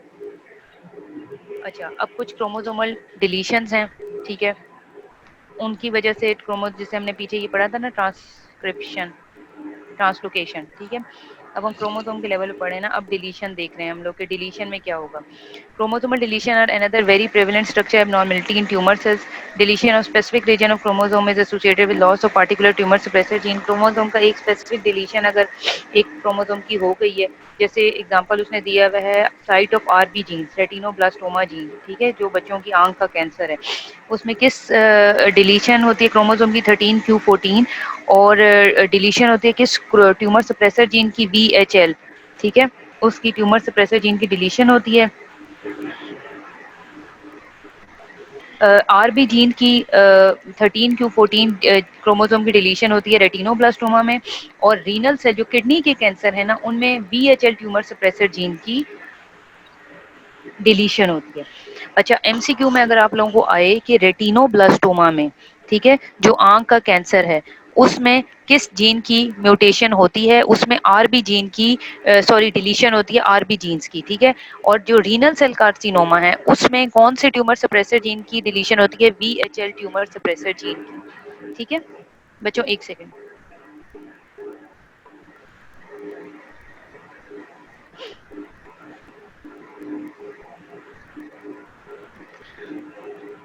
अच्छा, बाकी deletion का बच्चों इसमें यही बताया हुआ है, एक उसने एग्जांपल दी हुई है जैसे 25% of T cell acute lympho, ये लाइन बच्चों अंडरलाइन आप लोग अपनी बुक में कर लें, ठीक है, किस किस जीन की डिलीशन की वजह से कौन सा कैंसर होता है, दिस इज इम्पोर्टेंट। इस तरह 25% of T cell acute lymphoblastic leukaemia है जिनमें डिलीशन होती है क्रोमोसोम 1 की, TAL1 प्रोटोऑन्कोजीन, ठीक है, which leads to the over expression of TAL1 transcription factor, ठीक है। इस तरह gene amplification, over expression of oncogene में result from reduplication and amplification of their DNA sequences. Amplification मतलब वो ज्यादा हो रहे हैं, ठीक है, एम्प्लीफाई हो रहे हैं, उनका फंक्शन तेज हो रहा है। अच्छा, इसमें माइक्रोस्कोपिकली दो पैटर्न देखे गए हैं, एक्सक्लूसिव पैटर्न, या तो multiple small extra chromosomal structure जैसे डबल मिनट स्ट्रक्चर्स फॉर्मेशन हो जाती है, या होमोजीनियस स्टेनिंग रीजन्स बनना शुरू हो जाते हैं। And they homogeneous staining regions they lead to the insertion of amplified gene into new chromosomal location, ठीक है, जिसकी वजह से जीन एम्प्लीफिकेशन होती जाएगी, ठीक है। अफेक्टेड क्रोमोसोम रीजन का नॉर्मल पैटर्न लैग करते हैं डार्क और लाइट स्टेनिंग पैटर्न का, ठीक है, और होमोजीनियस नजर आते हैं, एक जैसे नजर आते हैं, ठीक है, होमोजीनियस स्टेनिंग रीजन उनमें डेवलप हो जाते हैं। तो क्लिनिकल पर्सपेक्टिव से मोस्ट ऑफन जो एम्प्लीफिकेशंस देखी जाती हैं उनकी ये बच्चों अंडरलाइन करें बुक में कि न्यूरोब्लास्टोमा में NYMC जीन की एम्प्लीफिकेशन देखी जाती है और ब्रेस्ट कैंसर में ERBB2 जीन की एम्प्लीफिकेशन देखी जाती है। ये लाइन आपको 4-5 तरीके से एमसीक्यू आ सकता है, आपसे पूछा जा सकता है न्यूरोब्लास्टोमा में किस जीन की एम्प्लीफिकेशन हुई, ब्रेस्ट कैंसर में किस जीन की एम्प्लीफिकेशन हुई। आपसे ये पूछा जा सकता है कि न्यूरोब्लास्टोमा में NYMYMC की म्यूटेशन किस तरीके से होती है, by amplification, chromosomal amplification, ERBB2 with the help of amplification. Neuroblastoma बच्चों बेसिकली एड्रिनल ग्लैंड्स का ट्यूमर होता है, किडनी के ऊपर अटैच होती है, पुअर प्रोग्नोसिस होती है अगर MYC की एम्प्लीफिकेशन हो जाए। और ERBB2 जीन की एम्प्लीफिकेशन की वजह से 20% कैंसर का चांस होता है, ठीक है। ये सब हम पढ़े हैं जो जीन्स में चेंजेस आई हैं जिनकी वजह से कैंसर बनता जा रहा है, ठीक है। इस तरह कुछ HER2 रिसेप्टर्स अटैच होते हैं जो कि ERBB2 जिनको इनकोड करता है, ये रिसेप्टर्स हैं, ठीक है, जहाँ पे जाके ये अटैच होगा, ठीक है। उन पे कुछ एंटीबॉडी थेरेपी करते हैं जो कि मॉलिक्यूलर लेवल पे इफेक्टेड थेरेपी है ब्रेस्ट कैंसर की ट्रीटमेंट में। इसके अलावा क्रोमोट्रिप्सिस, क्रोमोट्रिप्सिस का मतलब है, ठीक है, कि इसका मैं आपको बता, यहाँ डेफिनेशन भी लिखी हुई है, जीनोमिक सीक्वेंसिंग की रीअरेंजमेंट, ठीक है। इसमें बुक में इस तरह से आपको बताया हुआ है कि the true extent of chromosome rearrangement in cancer is only now coming into view thanks to the sequencing of entire cancer cell genome which allow for the comprehensive reconstruction of chromosome from DNA sequences. Genomic sequences ना सिर्फ simple rearrangement को cell की reveal करती है बल्कि, ठीक है, appreciate करती है ऐसे मेथड जो कि क्रोमोसोम में ड्रामेटिक चेंजेस लाते हैं, ठीक है। सो क्रोमोट्रिप्सिस का मतलब है बेसिकली क्रोमोसोम शेटरिंग, ठीक है, मतलब क्रोमो से क्रोमोसोम याद रखना है, और ट्रिप्सिस जैसे हम कहते हैं ना लिथोट्रिप्सी, लिथोट्रिप्सी का मतलब ये होता है कि स्टोन तोड़ना, ठीक है, रीनल लिथोट्रिप्सी किडनी का स्टोन तोड़ना, गॉल ब्लैडर लिथोट्रिप्सी मतलब गॉल ब्लैडर का स्टोन तोड़ना, ट्रिप्सिस का मतलब होता है तोड़ना, शेटरिंग याद रखनी है, ठीक है। 1 to 2% ऑफ ऑब्जर्व किया गया है कैंसर में एज अ होल। और इसके अलावा क्रोमोसोम 25% ऑस्टियोसार्कोमा के केसेस में देखा गया जो कि बोन का एक बड़ा खतरनाक कैंसर है। इसके अलावा ग्लायोमा जो ब्रेन के ट्यूमर्स हैं उनमें ये देखा गया, ठीक है, क्रोमोट्रिप्सिस का प्रोसेस। तो ये दो तरह एग्जांपल इसकी याद रखनी है, ऑस्टियोसार्कोमा में और ग्लायोमास में ये देखा गया। इसका वो जेनेसिस इसकी बेसिकली बता रहा है इन ब्रेक्स की, क्रोमोसोम शेटरिंग की, कि डीएनए रिपेयर मैकेनिज्म एक्टिवेट हो जाते हैं अफेक्टेड सेल्स में, ठीक है, जो कि पीसेस को स्टिच टुगेदर करते हैं इन अ हैपहैज़र्ड मैनर में, जिसकी वजह से क्रोमोसोम रीअरेंजमेंट क्रिएट हो जाती है and it results in the loss of some chromosome segments, ठीक है। फिर एपिजेनेटिक चेंजेस हैं, इंपॉर्टेंट रोल प्ले करती हैं in the expect of many malignant phenotype including the expression of cancer genes, the control of differentiation and self renewal and even drug sensitivity and drug resistance. So epigenetics basically refer to the factor other than the sequence of DNA that regulate gene expression, ठीक है। epigenetics मतलब epi other than कोई और factor जो कि DNA sequencing को affect करते हैं, जो कि जीन एक्सप्रेशन को रेगुलेट करते हैं। ये फैक्टर्स कौन कौन से हो सकते हैं, जैसे डीएनए मिथाइलेशन वगैरह, ये हमने जीन्स में भी जेनेटिक्स में पढ़े थे। इसके अलावा हिस्टोन मॉडिफिकेशन, ठीक है, ये एमसीक्यू में आप लोगों को आ सकता है कि कौन से फैक्टर हैं जो एपिजेनेटिक चेंजेस कॉज करते हैं, डीएनए डैमेज या डीएनए की जीन एक्सप्रेशन किस तरीके से मॉडिफाई हो सकती है with help of histone modification, ठीक है। ये हिस्टोन बेसिकली प्रोटीन है, ठीक है, डीएनए में सीक्वेंसिंग में आप लोगों ने देखा होगा हिस्टोन किस तरह से अटैच होती है, ठीक है। इसके अलावा डीएनए मिथाइलेशन, मिथाइल ट्रांसफरेज की वजह से डीएनए मिथाइल ट्रांसफरेजेस मॉडिफाई करते हैं डीएनए को। इसके अलावा बुक में वो अब मज़ीद आप लोगों को वही बता रहा है, उसी चीज़ को एक्सप्लेन कर रहा है कि किस तरह से 100 ऑफ ईयर्स में nuclear of cancer cell display abnormal morphologies, ठीक है, क्रोमेटिन क्लियरिंग हम देखते हैं, हाइपरक्रोमेसिया देखते हैं, क्रोमेटिन क्लंपिंग होती है। जितने भी कैंसर सेल्स हैं जब हम उनको माइक्रोस्कोप में देखो तो हाइपरक्रोमेसिया होता है, उसका जो क्रोम मतलब उसका जो कलर होता है ना वो बहुत ज्यादा तेज होता है न्यूक्लियस का। इसके अलावा क्रोमेटिन की क्लंपिंग आप देखते हो, इसके अलावा कुछ जगहों पे आप लोग क्रोमेटिन क्लियरिंग देखते हो, ठीक है, डिस्टर्बेंस होती है क्रोमोसोमल क्रोमेटिन ऑर्गेनाइजेशन की। अब आप लोगों की बुक में कुछ एपिजेनेटिक रेगुलेटरी जीन्स दिए हुए हैं जो कि म्यूटेट हो जाते हैं कैंसर में। अब आप लोगों ने यहाँ पे ट्यूमर का बताया हुआ है, जीन का बताया हुआ है और उसका फंक्शन, ठीक है। जैसे DNMT3A जीन है, उसमें कौन सा फंक्शन चेंज होगा, डीएनए मिथाइलेशन का, और कौन सा कैंसर होता है, 20% रिस्क है एक्यूट माइलॉइड ल्यूकीमिया का। इस तरह हिस्टोन मिथाइलेशन MLL2 जीन है उसमें होगी और फॉलिकुलर लिम्फोमा हो जाएगा, ठीक है। ये एपिजेनेटिक चेंजेस हैं। फिर इसके अलावा एपिजेनेटिक चेंजेस का टॉपिक वैसे इतना इंपॉर्टेंट नहीं होता लेकिन एमसीक्यूज में आप लोगों को आ सकते हैं। इस तरह diffuse large B cell lymphoma, ये एक बड़ा इंपॉर्टेंट कैंसर है, ठीक है। लिम्फोइड कैंसर है, नियोप्लाज्म है।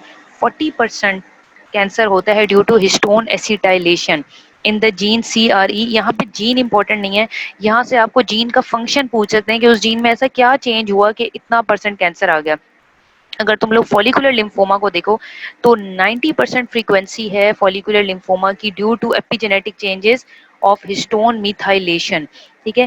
फिर मेलिग्नेंट रेप्डॉइड ट्यूमर देखो, उसमें 100% वो होता है, उसकी फ्रीक्वेंसी है म्यूटेशन की ड्यू टू न्यूक्लियोसोम पोजिशनिंग या क्रोमेटिन रीमॉडलिंग, ठीक है। सो ये परसेंटेज बहुत इंपॉर्टेंट है, ठीक है।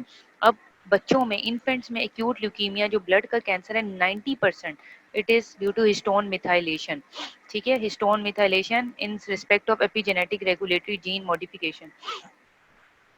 फिर अब वो कह रहे हैं कुछ ट्यूमर सप्रेसर जीन्स लोकल अगर हाइपर मिथाइलेशन हो जाए जीएनए उसकी वजह से साइलेंट हो जाते हैं, ठीक है। वो कैंसर सेल्स क्या करते हैं, उनके अंदर selective hyper methylation of the promoter of tumour suppressor jeans होती है जिसकी वजह से ट्रांसक्रिप्शनल साइलेंसिंग हो जाती है, ठीक है। Hyper methylation occurs only on one allele and function of the other copy of the affected tumor suppressor gene is lost through another mechanism, ठीक है। जैसे उसने बताया हुआ है हाइपर मिथाइलेशन होती है सेवरल कैंसर में, ट्यूमर सप्रेसर जीन में CDKN2A है, ठीक है, जो कि which is a complex locus that encodes two tumour suppressor. ये ट्यूमर सप्रेसर बताए हुए P14 एंड P16, ठीक है, that enhance the P53 and CRB activity respectively। P14 P53 की एक्टिविटी को कंट्रोल करता है और जो P16 है वो RB की एक्टिविटी को कंट्रोल करता है, ठीक है। सो CDKN2A, ठीक है। कैंसर, काफी सारे कैंसर हैं जिसमें इसकी हाइपर मिथाइलेशन होती है, ठीक है। और ये CDKN2A basically two tumour suppressor genes को कंट्रोल कर रहा होता है। इसके अलावा डीएनए मिथाइलेशन में कुछ ग्लोबल चेंजेस हों, ठीक है, उसकी वजह से भी जो है वो कैंसर फैलता है, ठीक है। उसके ये पीछे जितनी भी एग्जांपल्स आपको दी हुई हैं डीएनए मिथाइलेशन की, इनको याद कर लेना बच्चों। और जो हिस्टोन में चेंजेस दी हुई हैं ये सारा डीएनए मिथाइलेशन और हिस्टोन मिथाइलेशन, ठीक है, वही चीज़ बार बार उसने एक्सप्लेन की हुई है, ठीक है। इस तरह lineage specificity of certain oncogene and tumour suppressor gene, उसके भी एपिजेनेटिक बेसिस हैं। कुछ ट्यूमर सप्रेसर जीन और ऑन्कोप्रोटीन्स को ब्रॉडली क्लासिफाई करते हैं हम टू क्लासेस में, दैट आर म्यूटेटेड और otherwise dysregulated in many cancers, ठीक है, और otherwise dysregulate and those that are mutated in a restricted subset of tumour, for example VHL in renal cell carcinoma, APC in colon cancer, ठीक है। कुछ हैं जो कि म्यूटेट होते हैं या डिसरेगुलेटेड होते हैं काफी सारे कैंसर्स में, जैसे P53 है, रैस है, MYC है, ये ट्यूमर सप्रेसर जीन्स हैं, ठीक है। इसके अलावा कुछ हैं जो कि म्यूटेटेड होती हैं इन रिस्ट्रिक्टेड सबसेट ऑफ ट्यूमर्स में, जैसे VHL रीनल सेल कार्सिनोमा में, APC इन कोलोन कैंसर। ये MCQs बच्चों आते हैं इस तरह कि कौन से जीन की या ऑन्कोप्रोटीन की म्यूटेशन होगी रीनल सेल कार्सिनोमा में। P53 तो ट्यूमर सप्रेसर जीन है जो काफी सारे कैंसर में जिसकी म्यूटेशन हो जाती है, इस तरह रैस है, MYC है, ठीक है। लेकिन जो कोलोन कार्सिनोमा है उसमें स्पेसिफिकली APAC की होगी, रीनल सेल कार्सिनोमा में स्पेसिफिकली VHL की होगी, ठीक है। तो ये इनको अंडरलाइन करो, ये इंपॉर्टेंट है। सो एपिजेनोम बेसिकली अट्रैक्टिव थेराप्यूटिक टारगेट होता है, ठीक है, जिसको डीएनए जिस तरह हिस्टोन इनहिबिटर्स हैं, ठीक है, हिस्टोन डीएसिटाइलेजेस एंजाइम के इनहिबिटर हैं, क्रोमेटिन इरेजर हैं, ठीक है, ये सर्टेन लिम्फोइड ट्यूमर्स में अप्रूव हो चुके हैं, इनको यूज करते हैं ट्रीटमेंट के लिए कैंसर्स की, ठीक है। ज़ाहिर है हिस्टोन डीएसिटाइलेजेस के इनहिबिटर्स हैं तो उसको रोकेंगे उसके फंक्शन को, डीएनए मिथाइलेटर के इनहिबिटर्स हैं जो कि माइलोइड ल्यूकीमियास को ट्रीट करते हैं, ठीक है, और उनको हम क्लिनिकल ट्रायल्स में यूज करते हैं पेशेंट्स में। अच्छा, हिस्टोन प्रोटीन वाली बच्चे ये बात है कि जितने भी हिस्टोन एसिटाइलेटर्स, ये जितना हमने पढ़ा ना पीछे, ये हिस्टोन एसिटाइलेशन मिथाइलेशन, ठीक है, इनके जितने भी ये हिस्टोन मिथाइलेशन डीएनए मिथाइलेशन इनके इनहिबिटर्स डेवलप हो गए जो कि इन कैंसर्स को, जिनकी जो ये कैंसर कॉज कर रहे हैं, ये सब कैंसर हैं, ठीक है, ये सब कैंसर होने से रोकते हैं, ठीक है। अब ये तुम लोगों ने फंक्शन याद रखना है और बेसिकली इनसे रिलेटेड कैंसर याद रखना है, ठीक है, ये इंपॉर्टेंट है। इस तरह कुछ माइक्रो आरएनए है। अच्छा, कैंसर में एग्जिबिट कॉन्स्टेबल एपिजेनेटिक हेट्रोजेनिटी, ठीक है, जैसे genomic instability give rise to genetic heterogeneity in cancer, it is fear that cancer will also prove to have extensive epigenetic heterogeneity from cell to cell within the individual tumour, ठीक है। सो genetic heterogeneity मतलब हेट्रोजेनेसिस mean उसके differences, वो उनकी वजह से drug resistance भी develop हो जाती है, ठीक है। जैसे कुछ कैंसर सेल्स हैं लंग के, उनमें epidermal growth factor receptor signalling की रेजिस्टेंस डेवलप हो जाती है, ठीक है। Epigenetic alteration can lead to resistance of lung cancer cell to inhibitors of epidermal growth factor receptor signalling, when the inhibitors are removed the lung cancer revert to their prior inhibitor sensitive state. अब non coding RNA and cancer है, कुछ micro RNAs हैं, small non coding single standard RNA हैं जो कि 22 nucleotides से मिलके बने होते हैं, they mediate the sequence specific inhibition of messenger RNA. So micro RNAs control normal cell growth, their differentiation and cell survival and they play a important role in carcinogenesis, ठीक है, जैसे नाम से उसके पता लग रहा है। अगर इसकी माइक्रो आरएनए की एक्सप्रेशन ऑल्टर्ड हो जाएगी तो समटाइम स्टेमिंग फ्रॉम एम्प्लीफिकेशन की वजह से या डिलीशन की वजह से वो काफ़ी सारे कैंसर्स में देखी गई है, ठीक है। इसके अलावा अगर इसकी ओवर डिस्क्रीज एक्सप्रेशन हो जाए तो ये इंक्रीज करता है ऑन्कोजेनिक मैसेंजर आरएनए की ट्रांसलेशन को, ठीक है। सच माइक्रो आरएनएस जहाँ पे MIRS आया है ना स्मॉल वाला, ठीक है, M यूज हुआ है, IR सिर्फ, तो वो मतलब है माइक्रो आरएनए, और जहाँ mRNA है तो वो मैसेंजर आरएनए हैं, ठीक है। अच्छा, इसके अलावा कुछ ओवर एक्सप्रेशन हो जाए अगर माइक्रो आरएनएज की तो वो रिप्रेस करते हैं एक्सप्रेशन किसकी, ट्यूमर सप्रेसर जीन की, ठीक है, और उनको हम ऑनको ऐसे माइक्रो आरएनए जो प्रमोट करें ट्यूमर डेवलपमेंट को उनको हम कहते हैं ऑनको माइक्रो आरएनए, ऑनको मतलब कैंसर कॉज करेंगे ये। सो ऑनको माइक्रो आरएनए देखते हैं कितने 200 जो है वो have been shown to promote the epithelial mesenchymal transition. They are supposed to play an important role in invasiveness and metastasis, ठीक है। ये माइक्रो आरएनए का नाम बताया हुआ है, micro RNA 200 and micro RNA 155 जो कि इंपॉर्टेंट रोल प्ले करता है इंसर्शन में इन डिफरेंट लिम्फोमास, ठीक है, ओवर एक्सप्रेस होता है ह्यूमन बी सेल लिम्फोमास में। इसके अलावा कुछ ट्यूमर सप्रेसिव माइक्रो आरएनएज भी हैं, some deletions affect the certain tumor suppressive microRNA such as microRNA 15 and microRNA 16 are among the most frequent genetic lesion in chronic lymphocytic leukemias, ठीक है। ये underline कर लें बच्चों, ये वाला, ठीक है, माइक्रो आरएनए 200 कैंसर की इन्वेजिव ने मेटास्टेसिस में रोल प्ले करता है, माइक्रो आरएनए 15 एंड 16 ये ट्यूमर सप्रेसिव माइक्रो आरएनए हैं जो कि क्रॉनिक लिम्फोसिटिक ल्यूकीमिया की तरफ लेके जाते हैं। फिर tumour suppressive properties of micro RNA processing factors book में बताया हुआ है, ठीक है। कुछ special unusual collection of neoplasm cause करते हैं जैसे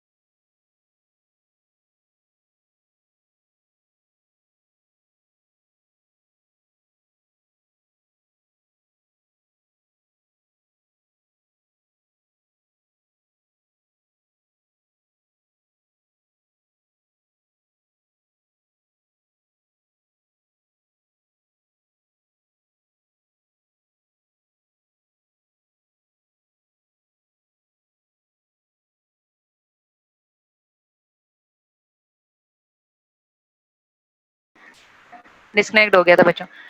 अच्छा, कुछ ट्यूमर सप्रेसर प्रॉपर्टीज होती हैं माइक्रो आरएनए प्रोसेसिंग फैक्टर्स की, ठीक है। डाइसर का नाम याद रखना, एक जीन है, ठीक है, which is required for the processing and production of functional micro RNA.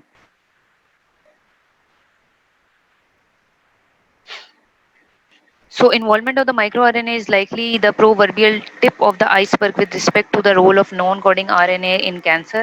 ठीक है, अभी हमने आरएनए की बात की, non coding RNA different classes में फॉल करते हैं, जैसे PIWI interacting RNS, the most common type of small non-coding RNA which are believed to play a role in the post-transcriptional gene silencing।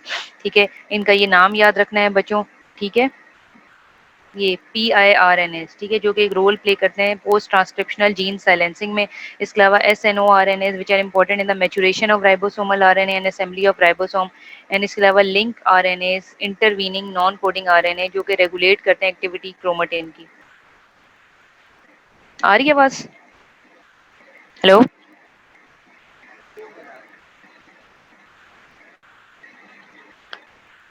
अच्छा, अब बच्चों कुछ मॉलिक्यूलर बेसिस देख लेते हैं मल्टी स्टेप कार्सिनोजेनेसिस की। मैलिग्नेंट ट्यूमर्स के अंदर जैसे हमने देखना है सेवरल हॉल मार्क्स हैं, ये पीछे 8 हॉल मार्क्स हमने बहुत डिटेल में पढ़े हैं, ठीक है। और cellular and molecular hall marks of cancer बहुत इंपॉर्टेंट है, जिसमें हमने एंजियोजेनेसिस पढ़ा, मेटास्टेसिस पढ़ा, इन्वेजन पढ़ा, evasion of host immune response, limitless replicative potential, ये सारा ग्रोथ फैक्टर जितने हमने 8 बहुत डिटेल में हमने पिछले 5-6 लेक्चर्स में पढ़े हैं, they were the molecular and cellular hallmarks of cancer, ठीक है। अब मल्टी स्टेप कार्सिनोजेनेसिस में हम जो मॉलिक्यूलर बेसिस होती है उसको देख लेते हैं कि किस तरह से होते हैं। Malignant tumours arise from a protected sequence of events, ठीक है। Epidemiological, experimental, molecular studies, different type of tumour suppressor gene, oncogenes, ठीक है, ये सब मॉलिक्यूलर लेवल पे अपना रोल प्ले कर रहे होते हैं, ठीक है।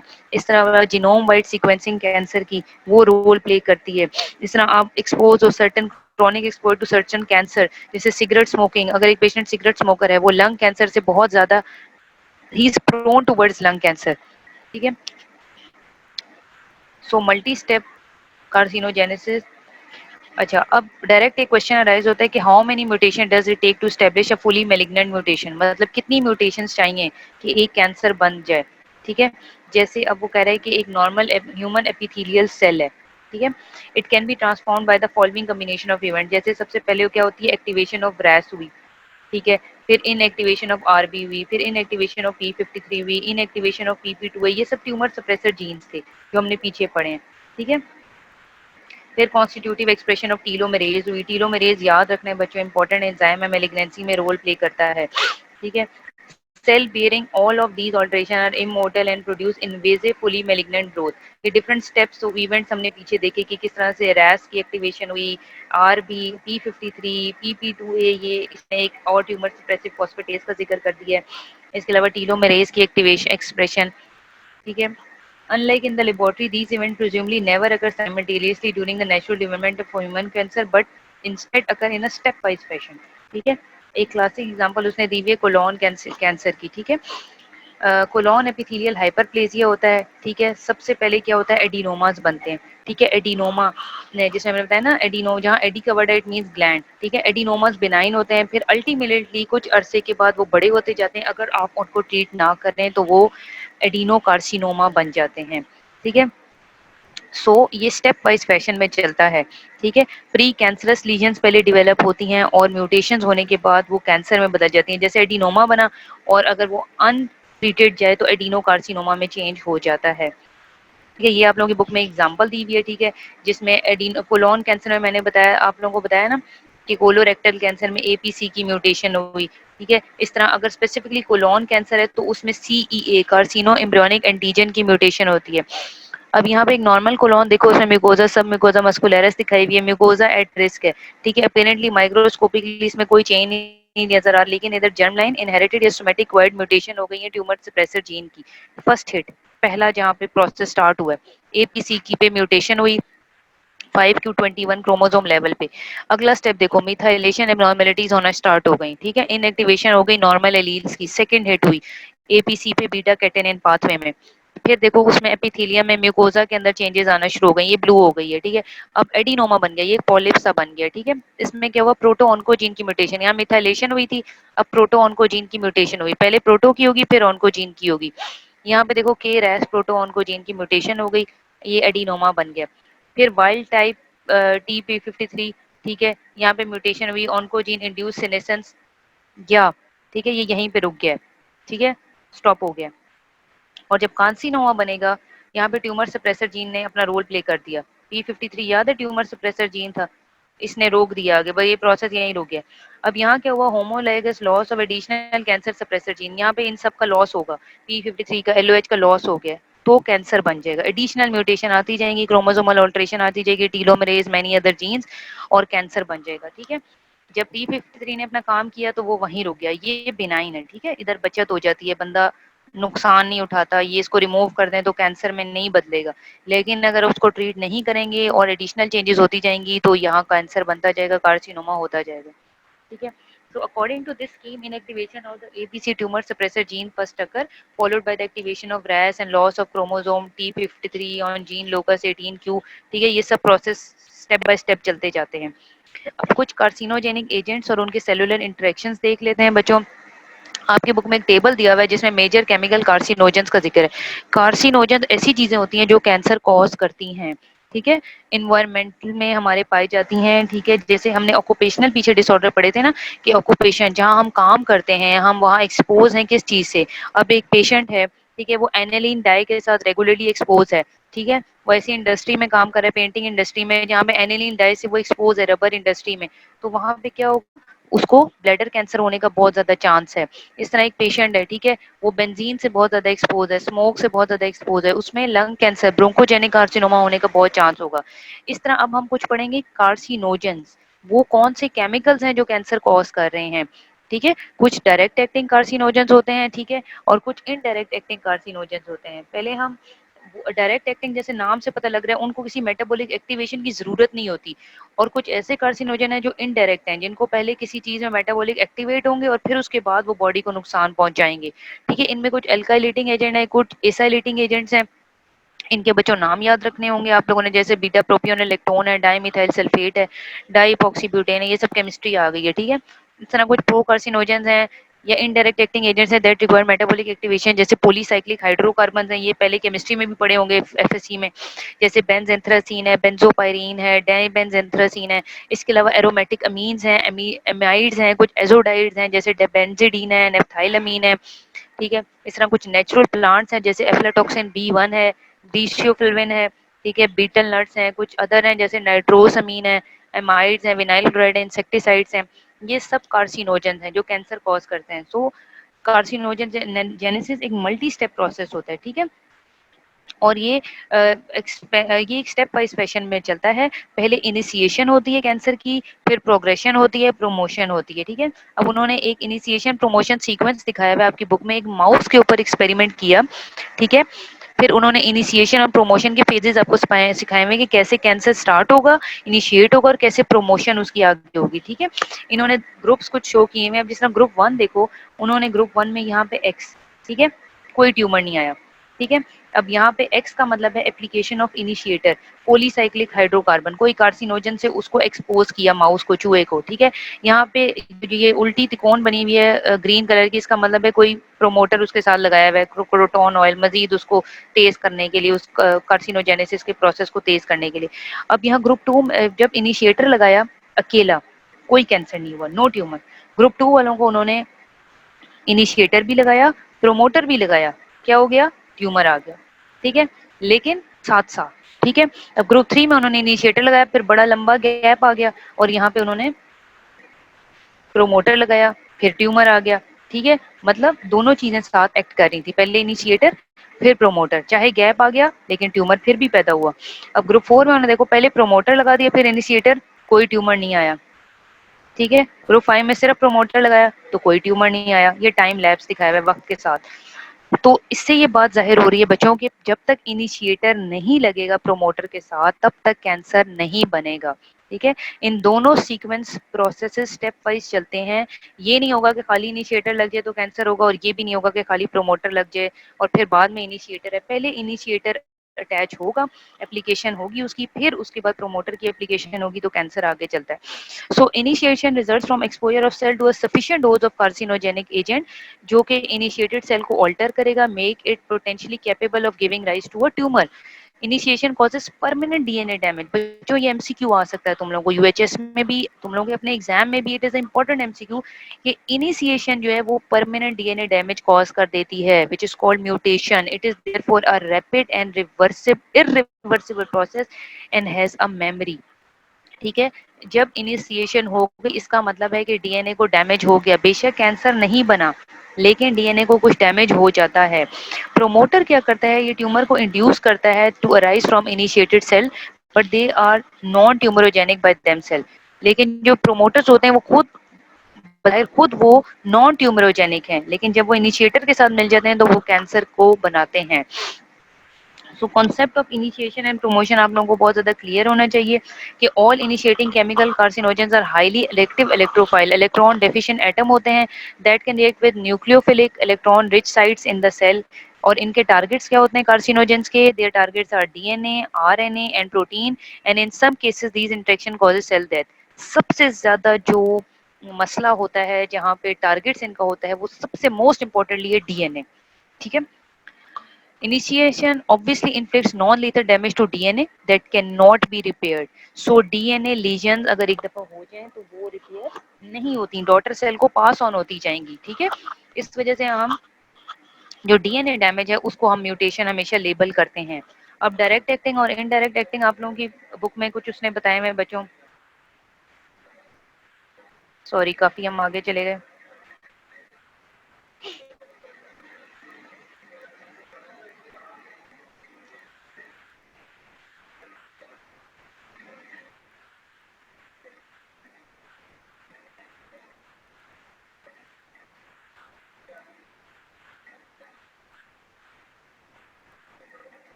अच्छा, अब हम लोग देख लेते हैं कुछ, ये बुक में आप लोगों को एग्जांपल दी हुई है, कार्सिनोजन दिखाए हुए हैं किस तरह से एक्ट किए हैं। यहाँ पे देखो इलेक्ट्रोफिल इनिशिएशन का प्रोसेस स्टार्ट हुआ है, ये इलेक्ट्रोफिलिक इंटरमीडिएट्स है, मेटाबॉलिक एक्टिवेशन हुई, यहाँ पे डिटॉक्सिफिकेशन हुई, किडनी ने उसको एक्सक्रीट कर दिया। ठीक है, ये तो नॉर्मल एक तरीका हो गया जब इनिशिएशन स्टार्ट हुई। अब यहाँ देखो बाइंडिंग टू डीएनए हो गई, डीएनए रिपेयर हो गया, नॉर्मल सेल में हो गया, लेकिन अगर परमानेंट डीएनए लीजन हो गई है, इनिशिएशन हो गई, इनिशिएटेड सेल बन गया, ठीक है, यहाँ पे उसने रिपेयर और डेथ को अलग लेबल कर दिया। अब यहाँ पे देखो इनिशिएशन के बाद अब जब इनिशिएटेड सेल बन गया तो प्रमोशन स्टार्ट हो गई है, सेल की प्रोलिफरेशन होगी, डिफरेंशिएशन उसमें आ जाएगी, प्री नियोप्लास्टिक क्लोन बन जाएगा, और क्लोनिंग के बाद उसकी प्रोलिफरेशन जब होगी, एडिशनल म्यूटेशन आएंगी तो मेलिग्नेंट नियोप्लाज्म बन जाएगा। सो डायरेक्ट एक्टिंग कार्सिनोजेंस क्या होते हैं, which do not require any metabolic conversion to become carcinogenic. ठीक है, कुछ जिस तरह कैंसर्स हैं, ठीक है, कुछ कैंसर्स हैं जो कि जिनमें डिलेड रिकरेंस होती है सर्टेन टाइम, जैसे ल्यूकीमिया, लिम्फोमा वगैरह। ठीक है, तुम लोग को डायरेक्ट और इनडायरेक्ट का डिफरेंस पता होना चाहिए। इस इनडायरेक्ट एक्टिंग वो है जो कि they require metabolic conversion to become active carcinogen, and the carcinogenic product of metabolism is called ultimate carcinogen. ठीक है, जिसकी एग्जांपल उसने दी हुई है, बेंजोपायरीन दी हुई है, form during the high temperature combustion of tobacco in cigarette and are implicated in the causation of lung cancer.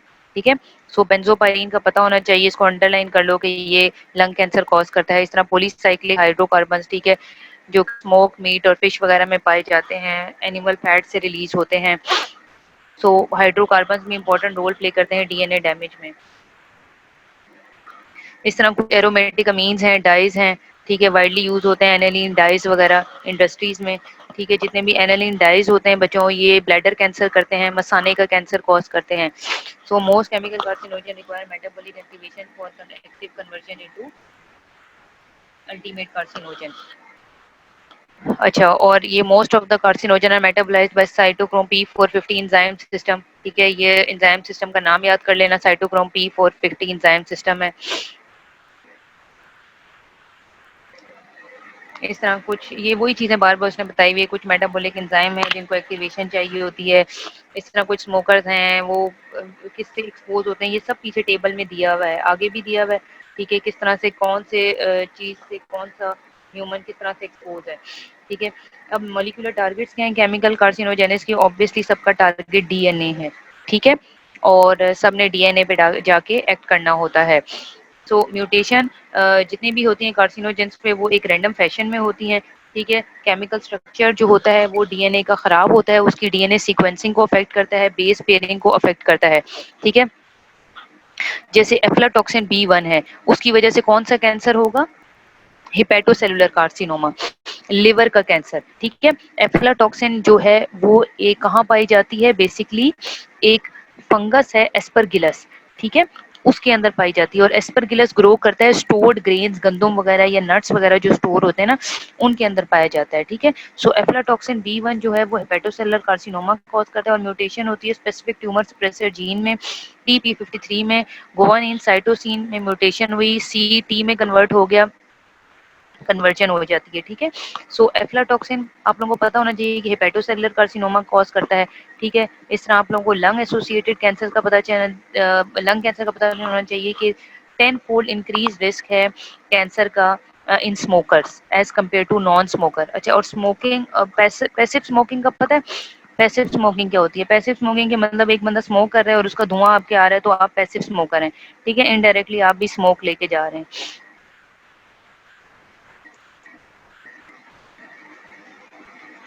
ठीक है? इस तरह कुछ हमारे वर्क प्लेस पे जहाँ पे हम काम करते हैं, इंसेक्टिसाइड जैसे किसान वगैरह हैं, ये एक्सपोज होते हैं डिफरेंट टाइप ऑफ इंसेक्टिसाइड से, फंगीसाइड से, ठीक है? इस तरह कुछ इंडस्ट्रीज में निकल क्रोमियम का यूज होता है, तो वहाँ पे डिफरेंट टाइप ऑफ कैंसर होते हैं। इसके अलावा फूड प्रिजर्वेटिव में कुछ कैंसर कुछ अमीन प्रोडक्ट्स पाए जाते हैं, ठीक है? जो कि उसको स्टोर करने के लिए यूज होते हैं। नाइट्रोस अमीन, अगर आपसे पूछा जाए कि फूड प्रोडक्ट्स होते हैं जो स्टोरेज में प्रिजर्वेशन में यूज होते हैं, नाइट्रोस अमीन होते हैं, वो भी कार्सिनोजेनिक होते हैं, ठीक है? इस तरह कहते हैं ना स्टोर फूड प्रोडक्ट या फूड प्रिजर्वेटिव वगैरह नहीं ऐड करने चाहिए। इस तरह प्रमोशन ऑफ केमिकल कार्सिनोजेनेसिस, पहले हमने इनिशिएशन देखा, अब प्रमोशन देख लेते हैं कि ऐसे केमिकल एजेंट्स हैं that are not mutagenic but instead stimulate cellular proliferation. हमने पीछे भी देखा था कि प्रोमोटर नॉन ट्यूमरोजेनिक होते हैं, ठीक है? सो इन द एब्सेंस ऑफ जब तक प्रोलिफरेशन नहीं होगी ट्यूमर्स राइज नहीं करेगा,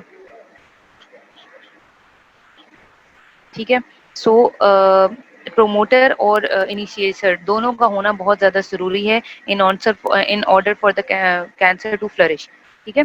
अच्छा, फिर इस तरह कुछ रेडिएशन कार्सिनोजेंस हैं, अल्ट्रावायलेट रेज जैसे सन में वो बहुत ज़्यादा कार्सिनोजन है। और वैसे अगर आप लोग रेज देखें जो कैंसर कॉज करती हैं तो उनमें एक्स रेज सबसे ज़्यादा इम्पोर्टेंट हैं कैंसर कॉज करने में, ठीक है? यहाँ आपकी बुक में कुछ अल्ट्रावायलेट रेज की उसने वेवलेंथ बताई हुई है, अल्ट्रावायलेट ए, बी और सी की वेवलेंथ बताई हुई है, और अल्ट्रावायलेट बी जो है वो रिस्पॉन्सिबल है ज़्यादातर induction of cutaneous cancer, skin के कैंसर में, ठीक है? अगर एक बंदा एक्सपोज है रेडिएशन से तो 5 से 10 साल के बाद उसके अंदर चांस है कि उसमें रेडिएशन इंड्यूस्ड कैंसर हो जाएगा, 5 से 10 साल के बाद, ठीक है? और एक्सरेज ज़्यादातर जो हम कीमोथेरेपी, रेडियोथेरेपी में यूज़ करते हैं, एक्सरेज का इस्तेमाल होता है कैंसर को ख़त्म करने के लिए, वो भी बॉडी के लिए नुकसानदेह होती हैं। अच्छा, अक्सर ऐसी रेज़ होती हैं जो एक जगह पे कैंसर ख़त्म करती हैं और दूसरी जगह पे कैंसर बनना शुरू हो जाता है। मतलब हम यूज़ उसको कर रहे हैं बेनिफिशियरी, लेकिन वो हमारी बॉडी के लिए खतरनाक साबित हो रही होती हैं, ठीक है? वो हमारे डीएनए को अफ़ेक्ट कर रही होती हैं, ठीक है? इस तरह जितनी भी इलेक्ट्रोमैग्नेटिक रेज़ हैं, एक्स रेज़ हैं, गामा रेज़ हैं, ये बहुत ज़्यादा कार्सिनोजेनिक हैं, ठीक है? स्किन कैंसर कॉज़ करती हैं, ठीक है? और 5 से 10 साल के बाद काफ़ी चांस होता है कि बंदा कैंसर से सफ़र कर लेता है, ठीक है? Different types of leukaemia, skin cancer, blood cancer वगैरह ये कॉज़ करती हैं। इस तरह कुछ माइक्रोबियल कार्सिनोजेंस हैं, ठीक है? जिस तरह एच पाइलोराई है वो गैस्ट्रिक कैंसर कॉज़ करता है, स्टमक का कैंसर कॉज़ कर सकता है काफ़ी अरसे के बाद। इस तरह ह्यूमन पेपिलोमा वायरस है, फीमेल्स में सर्वाइकल कैंसर कॉज़ करते हैं। तो कुछ डीएनए और आरएनए वायरस ऑन्कोजेनिक है। ये ऑन्कोजेनिक डीएनए और आरएनए वायरस हम लोग कल पढ़ेंगे, ठीक है बच्चों? इनको जल्दी-जल्दी वाइंड अप करेंगे, जितने भी आरएनए और डीएनए वायरसेस हैं। शॉर्ट इनको पढ़ेंगे क्योंकि ये ज़्यादा इतना इम्पोर्टेंट नहीं है, एमसीक्यूज़ में ही ज़्यादातर आते हैं। फिर हमारे कुछ नियोप्लेजिया के क्लिनिकल एस्पेक्ट रह जाएँगे कि नियोप्लेजिया में क्या-क्या होता है, वेट लॉस होता है, फटीग होती है, एनीमिया होता है, वीकनेस होता है, उसको हम देख लेंगे। और साथ हम लोगों ने ट्यूमर की ग्रेडिंग स्टेजिंग को, ये एक ट्यूमर को आप ग्रेड और स्टेज कहाँ से करते हैं, ये एक-एक लाइन इसकी देखनी है और किस तरह से ट्यूमर को डायग्नोज़ करते हैं। हम कल चैप्टर अपना फिनिश करेंगे, ठीक है बच्चों? और फिर उसके बाद मंडे को जो मेरी आप लोगों के साथ क्लास है, उससे जो नेक्स्ट है, उसमें हम रिवीजन करेंगे, ठीक है? हम लोग इम्पोर्टेंट टॉपिक्स को डिस्कस करेंगे और सी यू ऑल टुमारो इंशाल्लाह। ठीक है, जो भी किसी को क्वेरी हो अपने पास अंडरलाइन करके रखना, कल हम लोग उसको डिस्कस कर लेंगे अगर टाइम मिला, वरना मंडे ट्यूसडे जो भी क्लास होगी नेक्स्ट वीक में। ठीक है बच्चों, सो सी यू ऑल टुमारो इंशाल्लाह। अल्लाह हाफ़िज़।